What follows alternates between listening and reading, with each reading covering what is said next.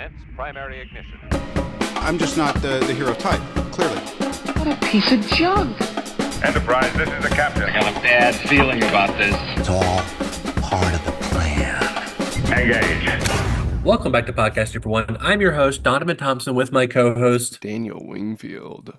In today's episode 206 of Podcast 2 for 1, youtube.com/2 for 1 studios. Guys, it's the best place to consume all the content. And if you didn't know, listeners, and let's be honest, you probably did not, we are sponsored by Kapow Comics, located at 4047 East Gill Avenue in Sherwood, Arkansas. There they have comic books, collectibles, graphic novels, and of course, special guest appearances throughout the year. Kapow. Kapow. You know, real quick, Daniel, before we get into the episode, there's certain things I say like, listeners, if you didn't know, and I bet you didn't, it's like it's stuck. I don't know why. I don't know why that's the thing now. I mean, it's just because my brain.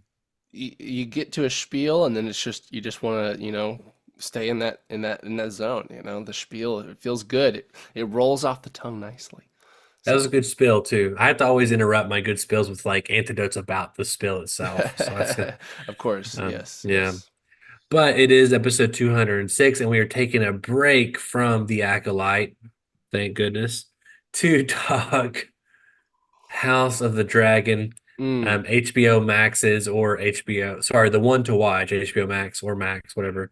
Their original programming, season 2, House of the Dragon. Real recap, I think we were all, both you and I were in the camp of the end of season Game of Thrones with Benioff and Weiss was much to be desired.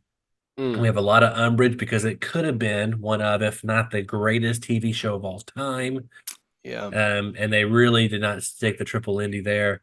And it did not, no. And so House of the Dragon came out 2 years ago now. And I remember us kind of, nervous and just kind of like, it's a prequel. And like, do we care about this show because it's a prequel? We kind of know where it all ends up. Yeah. And I think we both come on the other end of it saying like, this is quality television again.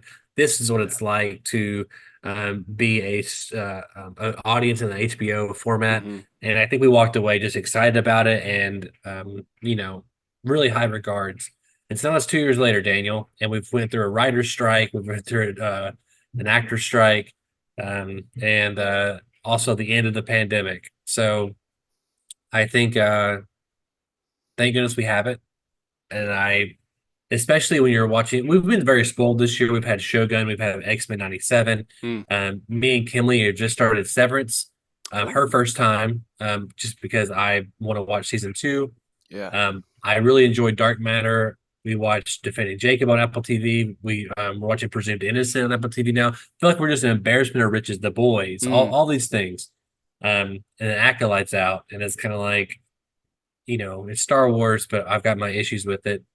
And this shining light has peeked through called House of the Dragon Season 2.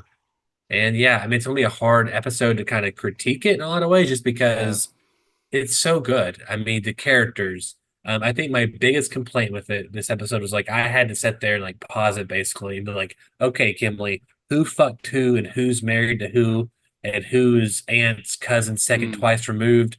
We did that spill, right? Because it has been so long and the Targaryen tree can be kind of convoluted. But overall, it is quality television. And I love HBO when they do like the behind the scenes at the end of each episode.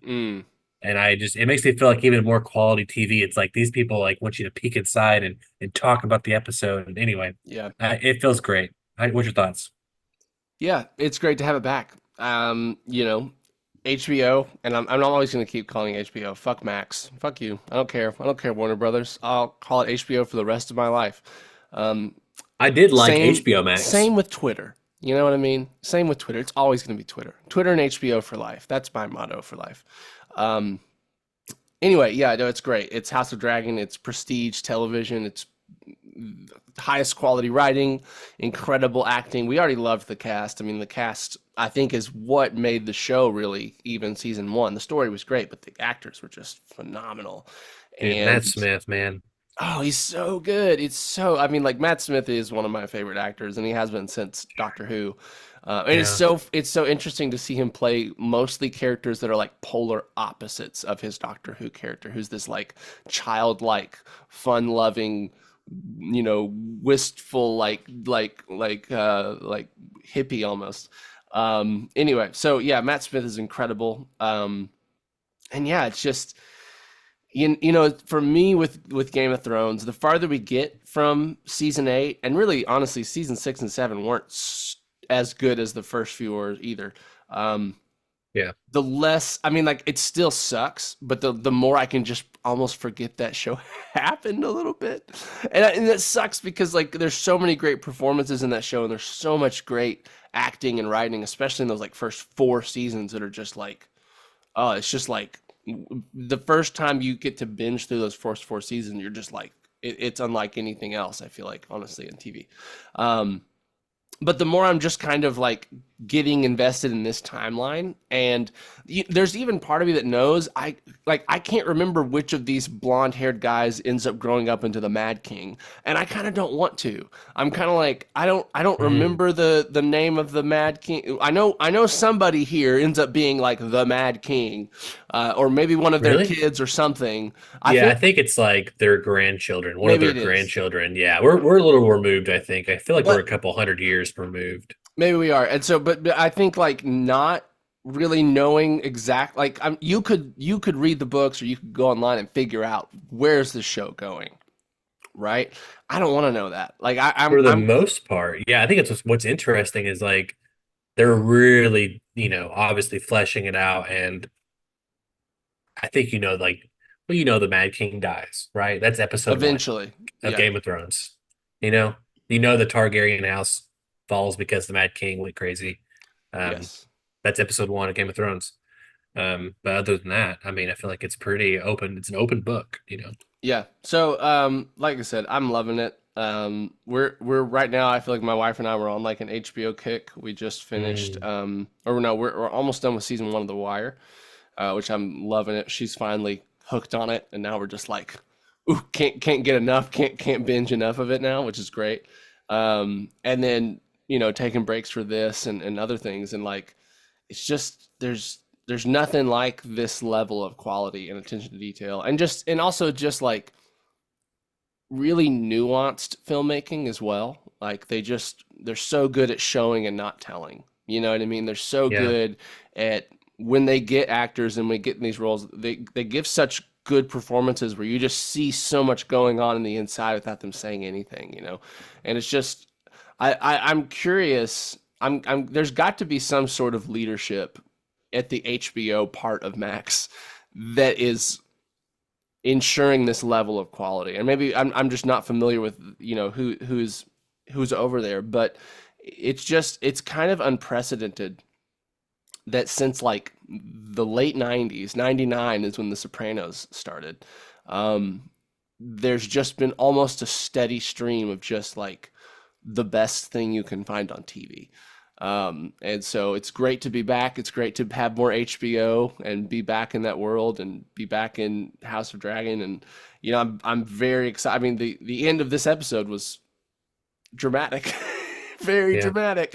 And it just reminds you that like, the thing that one of the things that hooked you on the Game of Thrones universe was just the no fucks given about doing like dark shit or killing characters that you don't want to die, or you know what I mean, all these kinds of things. And so like the ending of episode 1 where there's like children murdered, you know what I mean, that's like, woof, it's heavy and it's like dark, but you're like, yeah, but that's the stuff, that's the like real world dastardly like dark gruesome shit that we like Game of Thrones for. And part of it is because we like that's actually much closer to real life, than like the whimsical like hopefulness of Lord of the Rings. Listen, I still think I prefer Lord of the Rings over Game of Thrones. Maybe because of that. Maybe because it's kind of an escape from our reality and into this beautiful world where everything's black and white and good is clearly over here, evil's clearly over here.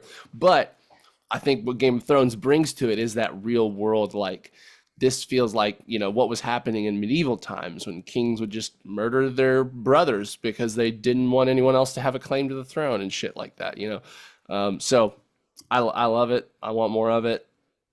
Yes. Approved. Yeah, it's pretty brutal. I want to talk about some comparisons to other productions here in a second, but I kind of want to back up and you talked about leadership at HBO. And one thing I read or heard last week or so is that HBO is not afraid to spend a lot of money to not move forward with the project. An example of that is, I believe, they shot a pilot for a Game of Thrones spinoff not too long ago. A year ago, year and a half ago, they spent, I think, upwards of 25 million on the pilot. Is that the Night of the Seven Kingdoms thing I've been seeing some No, stuff about? that one that is in production as of Yeah. last week, and that is like full steam ahead. I think it's a series order, or at least they're shooting the pilot for it. But Yeah. that one's interesting because they also shared an image, so it seems like they're confident they're going to move Yeah. forward. Yeah. Typically, they don't do that unless they're. It's weird to have that I'm sure they've publicity ordered the and then full can it. season. I'm sure they're not just. Yeah. So, but to go back, they canceled this pilot. I can't think of the exact show, but $25 million just to make it and to see like, okay, this isn't working. This isn't to the standards or the quality of HBO. Was it Jon And Snow's spinoff? It was not. No, that still hasn't even been like written yet. But and that is also tabled at the moment. Yeah. Unfortunately. And if there's any show that I'd like to see post Game of Thrones involving any of the original cast, that would be the show that I'd want to see, I think. Yeah, they But really screwed him. so bad, dude. Yeah. But yeah, so but just to show you, like, that is really hard to do on any corporate Yeah. level, is to spend that much money and to not still roll the dice on some way to test it in like a bigger way, to like, should we keep going with this? But that's how studios used to do. They used to like make Yeah. pilots. They'd show the Yeah. pilot during pilot season, and then if it did good, they'd pick it up, and then sometimes they'd reshoot the pilot and then do whatever. Yeah. But this, they just like they tabled $25 million, and Yeah. and so that tells you right there just their commitment to like, we're not going to release something unless it's ready. Which the dark side of that is Batgirl, right? Where you spend $80 million. That was HBO. That was Warner Brothers. That wasn't HBO. HBO is Warner Brothers. Well, but HBO is like almost like a little subsidiary of it. It wasn't HBO in producing it, like the HBO team producing Batgirl. Yeah, no, it was. It was HBO Max that it was producing Batgirl. I consider What? HBO Max to be HBO before. You know what I'm saying? Like, there's HBO Okay, Max, I which is HBO, and then there was Discovery, and they become Max. So there's probably a separate divide now within that company. But when Batgirl was made, it was HBO Max. Like, that was Sure. HBO executives. I'm just wondering if the same executives that are producing House of Dragon, were they producing that? And when I say like, Well, when I'm talking there's about multiple the executives HBO, switch in HBO. I mean, yeah, there they're is, but fine I'm guessing they have somewhat of a consistent team. Again, I'm don't know. assuming because I don't again, the consistency of their output seems so, and like it seems unrealistic almost. Like Well, I it's can't still think of like, another what- example of a company or even like a channel or something like that has been that consistent. Like AMC, they had their moment and they had Mad Men and Breaking Bad, and yes, they were good, but now they're not. they're and Walking Dead in the Reality. beginning. yeah, you're right. Um, You're right. But like, it's just wild to me that it's just still this consistent. And I think you're right. I think the point you made about them like being willing to spend money on things that might not Yeah, work out. that's a top level. That's a Warner Brothers decision. You know what I'm saying? Like, it's still, at the end of the day, it's on Warner Brothers sheets, Sure, right? How's HBO spending money? How's this company spending money? sure. But I think there is something about it. Does seem like the team at HBO proper, and I'm. I get when it, I'm saying yeah. that, I'm just saying like the team that only works on HBO shit. There's got to be some producer that like all they do is HBO. They don't fuck with other shit, or I'm executive sure. producer. And I'm saying like whatever that team is, whatever the people that don't touch other shit and just make good shit on HBO, it does seem like they operate with like a different philosophy than other parts of Warner Brothers, where it's like Yeah. in the HBO team, it's like quality is more important than success, and to a degree, like it has to be successful and all these kind of things. But like, it feels like the art of the product is more important, or as of higher importance than maybe other parts of the business where it's more like, but profit is the main thing. And maybe that's because they've got this built-in audience that are like HBO lifers and will never unsubscribe because they've watched The Sopranos and they've watched The Wire and they've watched Boardwalk Empire and all these like great shows. And so like maybe that's the luxury of their 20 years, 25-year resume at this point of just being nonstop. But it is interesting that like it does feel like that HBO is kind of like they come from old TV in some ways. Like they're from like the golden age of TV and they're still here. And every other part of TV, which is mostly streaming these days, there's a great term I've heard recently called the enshittification of things. And it's this idea that like a lot of companies right now across every industry are trying to decrease the value of their products and increase the profit of it at the same time. For example, what streaming's everywhere is doing right now is the perfect example. They are saying, okay, everyone that's paying the bare minimum, you guys now have ads. We just made the value of the product that you were paying for worse. And we're going to bump up the subscription $2 next month or something, right? So like streaming is getting worse than it was 5 years ago. Streaming was a better experience 5 years ago than it is now, just because you've got to pay more for no ads. You've got to pay more for bundles, all these kinds of things. And honestly, even I would just say like, we've got ads on Disney Plus. Has their output gotten better? No. Do I expect it to get better because they put ads on it? No. You know what I mean? It's like they're trying to deliver us the least they can with the smallest budget with the most success that they can attach to that. And I feel like HBO doesn't do that and has never done that. And it's just like they're going to keep putting out what they do and they're going to trust the consumers to come to that. You know what I mean? They're going to trust in the quality of their product to drive people to it. And I just think it kind of feels different in that way than maybe what the other things that are going on in the industry. Yeah, there's a lot to unpack there. I think a couple things. One, blanket statement, HBO Max has my favorite interface amongst all of them, or sorry, Max, whatever you want to call it. Yeah, it's pretty good. I like the different size thumbnails. Like I like the design and artistry just in the interface. I've come to hate it. I was bitching about it verbally out loud this week to Kimberly. I do not like the Disney Plus one. It feels like it feels like too much. It's all just squares. Have you ever tried to like rewind a show on Disney Plus? Mine has a stroke every time. You try to rewind it, like scrub back. I have to quit the app and restart it. Mine doesn't do that, but I mean, it just, and it's also like you're seeing the same square sometimes in the interface. It just doesn't feel sexy. Netflix has also done a really good job. I think they're second best. They've always been kind of pioneering the better UI. You know what I mean? Yeah, they are. Amazon Prime is probably still the worst. Maybe done their next Parent or Peacock or whatever it is, or Paramount. That's bad, yeah. But I just wanted to say that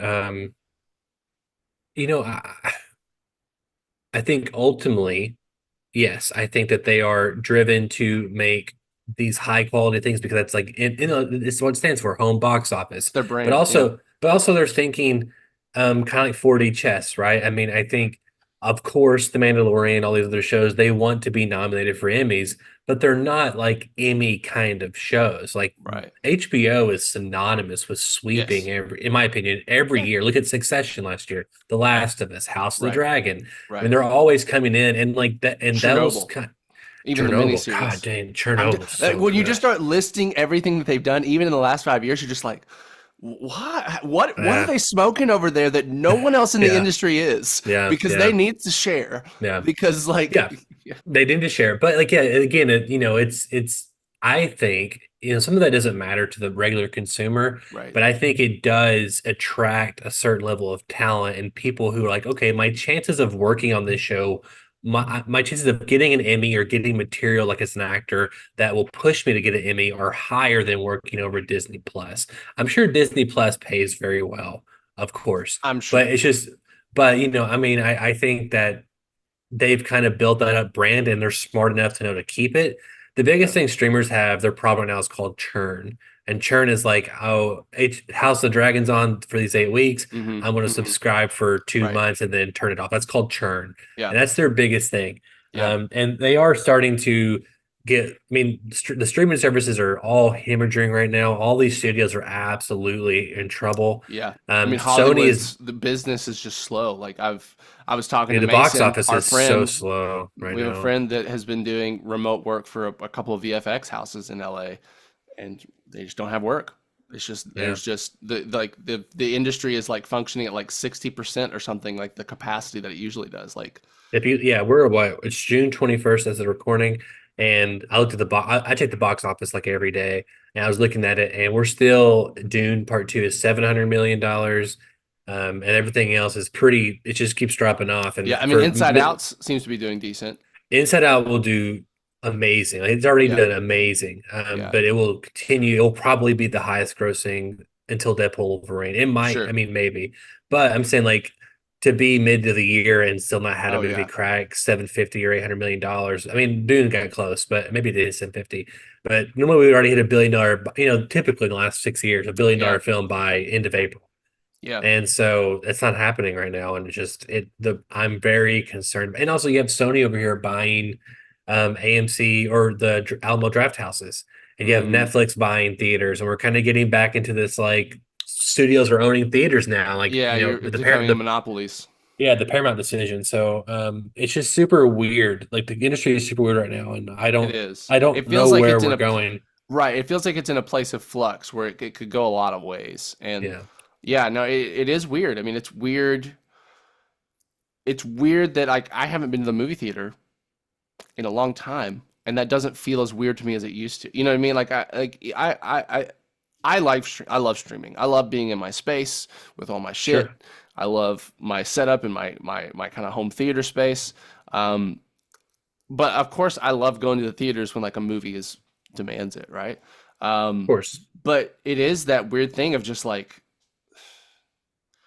there's less and less reasons you need to go to the theater to watch your stuff, especially when they're putting movies on streaming like 2 weeks after it's been in the box office. You know what I mean? They are the trends look like they are trying to really buck that. Disney has come out and said we are not going to release things. I mean, it really hurt Pixar, it really hurt Marvel, which is their bread and butter. Yeah. And we could have a whole podcast just on streaming services, where they failed, what they're trying to do to fix things. I mean, again, now like HBO, they're fixing me a bundle for HBO Max, Hulu, and Disney, I think. And it's gonna be cheaper, and I pay for all three of them already. So why not do that bundle? So I mean, but but usually are the bundles ad tier services? Because a lot of times the bundles are the ad tier ones, and that's I don't know that. I don't know the information at the moment. Okay. But I'm sure there'll be a slightly higher tier price when maybe you have to do that. Yeah.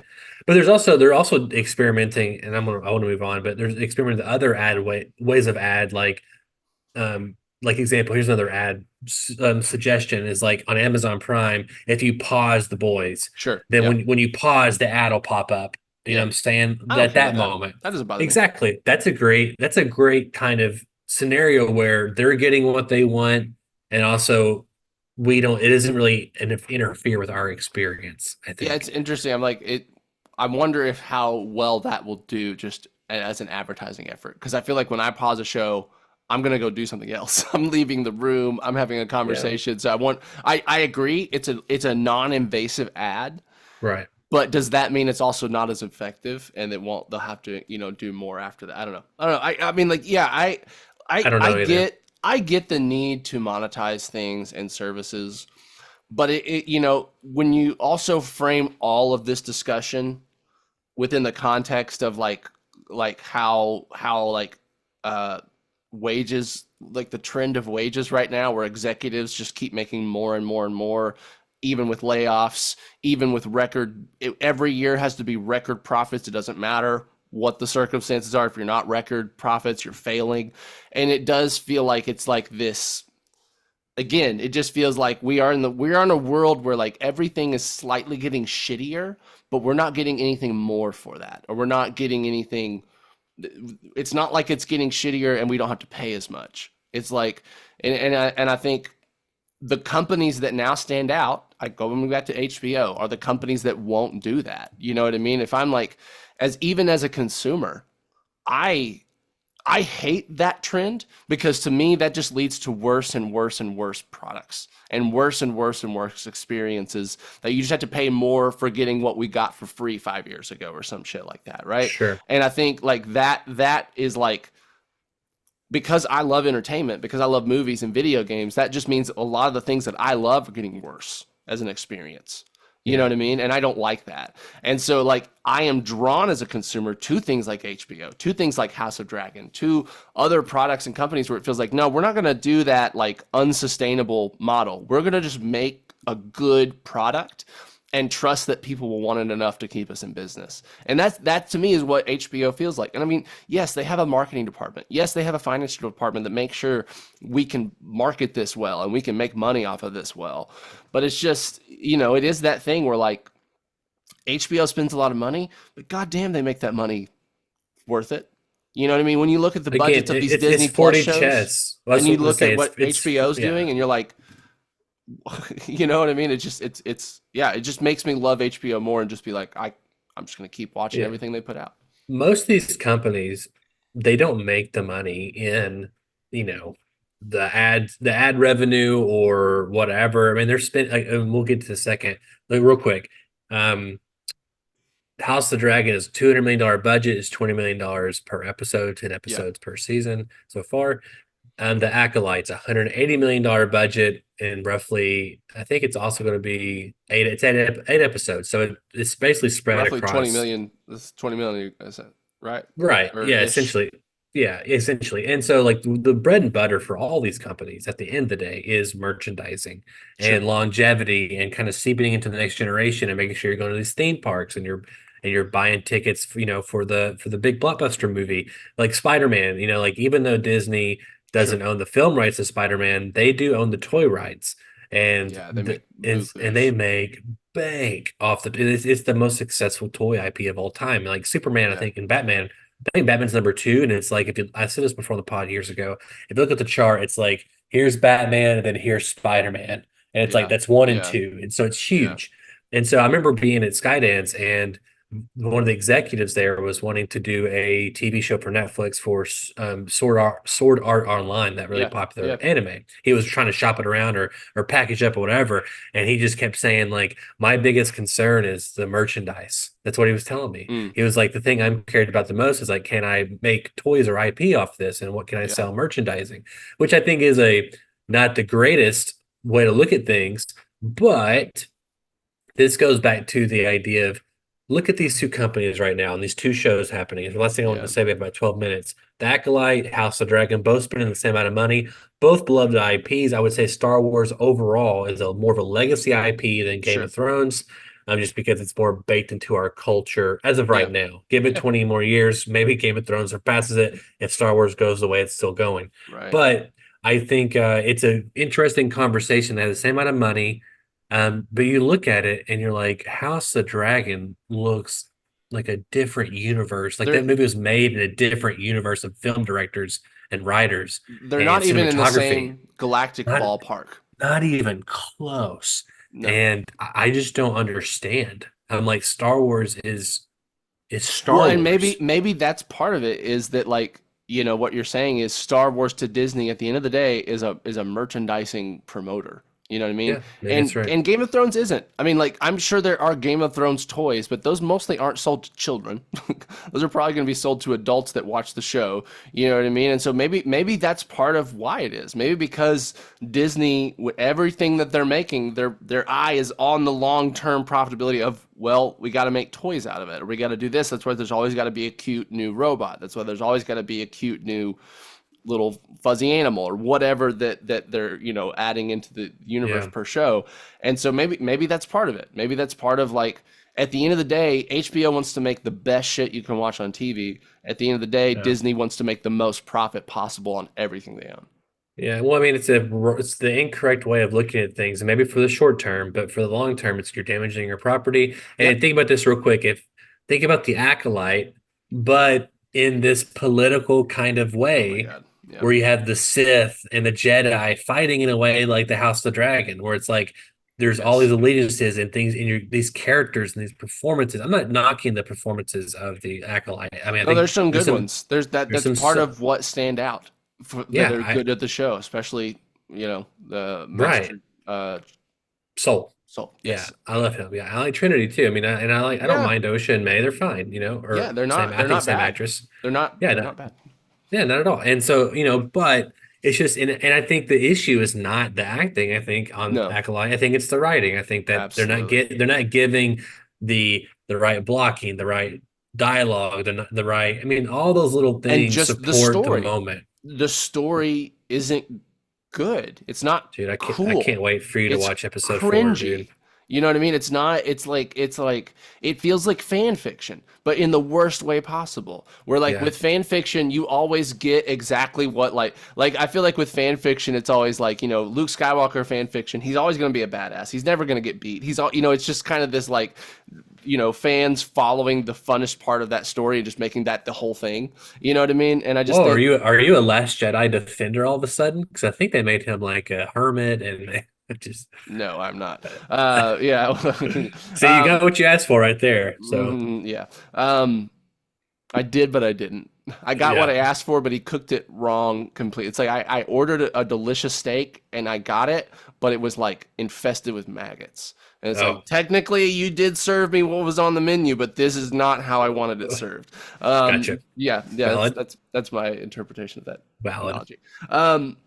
Anyway, yeah, it's interesting, and I think that's part of like the reason why the fears of Disney buying Star Wars was always that they just turn it into a cash cow that has no interest in being good, but only profitable. They'll be as good as it is profitable to be good, but at that point they don't care about being good if it's no longer more profitable. And I think I hope Bob Iger can come in here, and I hope we're just seeing the last of the old regime that just didn't fucking get it. And I hope for my own enjoyment's sake that Star Wars, you know what I mean? Like to me, I've heard rumors of them always doing like an original, like an origin story of the Jedi and the Sith, like going back to that, like the home planet where like in the old lore, that's where that all started and stuff like. Yeah, Man. James Mangold is supposed to be writing and directing that movie. Okay, so it's still happening in theory Well, right now? yeah, it's called It's Dawn not of the being Jedi. canceled. At the moment, yes, but also neither is Ryan Johnson's trilogy technically. Right, So right. who knows? But like there is like, man, you could do that story and just make it Game of Thrones Star Wars. Just make it political family drama and just show how the Jedi and Sith diverted and like how like that's such a great part like area to just make an adult Star Wars show, an adult Star Wars movie, and just make it that level. But they won't. They won't. You know what I mean? It's just like even it's like I hope, but it's like it's a fool's hope. Why? They've shown me nothing that would tell me that might be what they do with that. And I think it's like I'll always love Star Wars. And you know what? And it's a weird thing where like in some ways the Star Wars games have been so much better than the Star Wars movies and TV shows in the last few years. That like, and we got another Star Wars game coming out this fall. You know what? I could see a world where like my interaction with Star Wars is more game than TV. I mean, like I'll still watch it, but it's just like that's where I can really get what I used to feel about Star Wars, being immersed in that world. It's all that kind of stuff and telling more adult stories. Anyway, I love House of Dragon. It's that weird thing where like it's so good that it makes everything else look so bad. Dude, that you can't help but compare it and be like, that's why I brought it up. Yeah. I mean, similar budgets, huge companies, beloved IPs. It's just and then also they're supposed to be like right now the Acolyte's kind of like in this not medieval time, but it's like a more civilized prequel age. era. It's prequel area, right? It's more knights and Jedi and like kind of moral codes and honor and that kind of stuff. But let's just, I mean, I didn't want to hijack too much the episode of Star Wars because I had some umbrage from this last week. We'll save that for next week. But overall, House of the Dragon, I'm very excited to see where it's going. Yes. I think we could spend a whole other episode or another hour just talking about the moments in this episode. But I think overall, we don't have to do that. It's just a great show. Go enjoy it. Go watch it. And then And the most fun thing about the show, I think, is just trusting the showrunner and the filmmakers. Yes. And the guy who Yes. made this also was Aaron Taylor or Alan Taylor, who directed Thor: The Dark World, and also Okay. he did tons of Game of Thrones episodes before Okay. Thor: The Dark World. So that's how I got the Thor: The Dark World job originally. Yeah. And so he's like a Game of Thrones alumni, and you know, he does great in this show. And I love following like Dunk and Egg in the last 10 minutes with like totally new characters, and you're following them, and you're like seeing this like heist with like, you know, or And they're basically- so good. Like it's like they're just. I mean, those characters may never be seen on screen again, but for Yeah. that moment, they were so good and believable and real. And like, yeah, you're right. It's that trust. It's this. I can relax completely as a viewer because I know I'm never gonna get bored. I'm never gonna be disappointed with like the turns or the twists. I just, you know, at least well. I guess season 8 might tell me I could get, but like, you know what I mean? It's Yeah. just like there is this they're feeling of luring like, us to a false sense of security right now until they well, I think it's maybe because it's new showrunners or whatever. It does feel easier to trust this show, but there is that part of me that's like, you shouldn't do that. You know what happened last time, but it is like when you sit down and you turn on the show and you hit play, you know, for the next hour, there's nothing else. You're locked in. And Yeah. there's nothing else that exists, and you're going to have a really great hour of television, and something you're going to want to talk about afterwards, and that's great. That's how we felt when we watched Breaking Bad. That's how we felt when we watched Better Call Saul. You know, Succession. Like just when you get that show, and you're in the middle of it, there's just knowing you're in the middle of just one of the best shows ever. It's just such a great feeling as a viewer. Dude, I still wake up in the middle of the night and think to myself, Breaking Bad is the greatest show of all time. Just Dude, randomly. honestly, I'm like, we finished, you know, Better Call Saul a little later than everybody else. Like, think like because we waited for it to get to Netflix the last season, and I really liked that show. And that last season, especially that love last it. like half of this last season, with when all the shit like finally goes down. Oh, it's so good. It feels more like Breaking Bad right then because shit is going down constantly. But to me, at the end of the day, like I would, if I'm gonna rewatch one of those, I'm rewatching Breaking Bad before I'm rewatching Better Call Saul. I love Better Call Saul, but it is a I bit probably slower. would too. It's a bit I of a like court slower burn. stuff. I like court stuff. You know what I'm saying? I like, Sure. and it's not But really we a don't court get that drama. much court It's stuff. not a court drama, but I don't know. I like, to me, also Saul Goodman, this has become another podcast, is he's a more redeemable character because he For has sure. he has more pure intentions. It's way easier And- to root for him. And I think Yeah. that I tend to gravitate toward, and I'm not saying it's better. Breaking Bad's the better show. I think it's a perfect end cap. I think it's the perfect trilogy. You need to watch it in the way it Yeah. released. Breaking Bad, El El Camino, and then Better Call Saul. It's a perfect story. You It's know, really good. and Yeah, it's yeah. so good. Even the last scene with Heisenberg and Jesse, and like in Better Call Saul. Oh, yeah. Spoilers, people. The diner scene. Yeah, it's another moment, you know, that just kind of paint. No, I think it's like they're in the basement or whatever, and like Oh, okay. Eisenberg yeah. is like doing his thing Yeah. again. You know, it's Saul. Like, Yeah. I think they're fixing to go like technically They're get away. leaving. They're like, yeah, and yes. Yeah, and so like just they keep it's just evenly come back like. You know, it's just Vince Gilligan found another way to like, here's this character in a scene in a nutshell, but it still paints how he was manipulating people, Yeah. and ultimately like how he was a sad, pathetic character.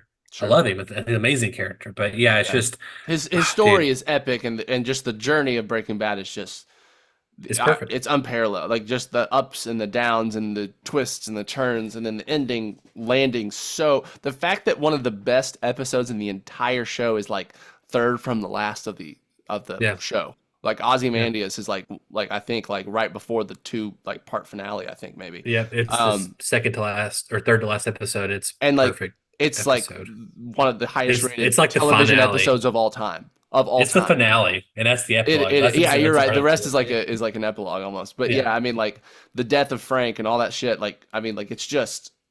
Or Yeah, Hank, spoilers, sorry, not people. Sorry. Yeah, I mean, but I mean, like, and we'll have to get off here, like, literally I know, 30 I know, seconds. I know. But I mean, if you look at all that I'm gonna call that trilogy, those are three different characters, and they all end up in different places and it feels satisfying. It feels like yeah. every place was earned, and ultimately, I think the whole thing feels hopeful at the very end of the day, even with like with all of them. I mean, all the characters. It feels like I don't know. As much as that world is so dark and hard to watch, Yeah. it does feel kind of hopeful by the end of it, even with Saul's ending. Yeah.